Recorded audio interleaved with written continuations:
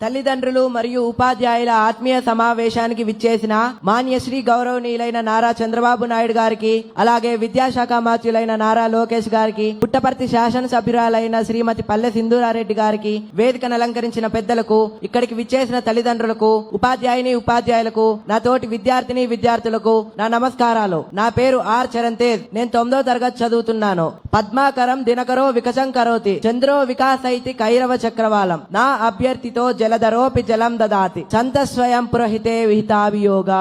ఈ పద్యం యొక్క భావం ఏంటంటే, సూర్యుడి కిరణాలు పడగానే పద్మాలు వికసిస్తాయి, అలాగే చంద్రుడి కిరణాలు సోకగానే కలువలు వికసిస్తాయి. మేఘుడు మనం అడగకుండానే వర్షాన్ని ఇస్తాడు. మీలాంటి పెద్దవాళ్ళు ప్రజలు అడగకుండానే సహాయం చేస్తారు సార్. ఇవి గొప్ప వాళ్ళ యొక్క లక్షణాలు.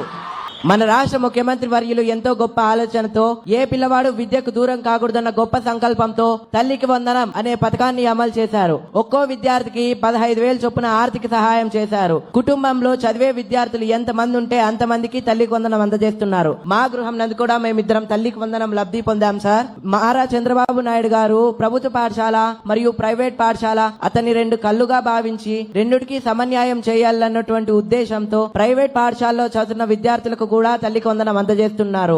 1వ తరగతి నుంచి 12వ తరగతి వరకు చదువుతున్న ప్రతి విద్యార్థికి తల్లికి వందనం అందజేస్తున్నారు. ఈ సందర్భంగా నేను నా ఫ్రెండ్ వాళ్ళ జరిగిన ఒక ఫ్యామిలీ ఇష్యూ మీకు చెప్పాలనుకుంటున్నాను. నా ఫ్రెండ్ వాళ్ళ ఫ్యామిలీ చాలా పూర్ ఫ్యామిలీ. వాళ్ళ ఫ్యామిలీలో టోటల్ 5 మెంబర్స్ ఉంటారు. మదరు, ఫాదరు, వాళ్ళకి 3 కొడుకులు. గత ప్రభుత్వం తల్లికి వందనం ఒకరికే ఇవ్వడం వల్ల ఒకరు మాత్రమే చదువుకోవడానికి వీలుంటుంది. మిగతా 2 వాళ్ళ పేరెంట్స్ తో కలిసి కూలి పనికి వెళ్తా ఉంటారు. అది గమనించిన మన రాష్ట్ర ముఖ్యమంత్రి వర్యులు ఏ పిల్లవాడు ఇలా కూలి పనికి వెళ్ళకూడదు, 18 ఏళ్ల వయసు లోపున్న ప్రతి పిల్లవాడు కంపల్సరిగా పాఠశాలలో లేదా కళాశాలలో చదువుకోవాలా అనే గొప్ప సంకల్పంతో తల్లికి వందనం అనే పథకాన్ని అమలు చేయగా, కుటుంబంలో ఎంతమంది విద్యార్థులుంటే అంతమంది విద్యార్థులకి తల్లికి వందనం అందజేస్తున్నారు. మీరు ఈ తల్లికి వందనం అందజేయడం వల్ల వాళ్ళు సంతోషంగా పాఠశాలకు వెళ్లి చదువుకోగలుగుతున్నారు సార్. మీరు ఇంత గొప్ప కార్యాన్ని తలపెట్టినందుకు నా హృదయపూర్వక నమస్కారాలు. నేను మీకు మాట ఇస్తున్నాను సార్, మీరు ఈ తల్లికి వందనం క్రింద ఇచ్చిన అమౌంట్ ఏదైతే ఉందో ఇది నేను వృధాగా వాడను. నా పై చదువు కోసం ఉపయోగించి మీ ప్రభుత్వంలోనే నా చదువు అంతా ఫినిష్ చేసి ప్రభుత్వానికి, దేశానికి ఉపయోగపడేలా తయారైతానని మాటిస్తున్నాను సార్. ఎంతో చక్కగా మాట్లాడిన చరణ్ కి మా కృతజ్ఞతలు.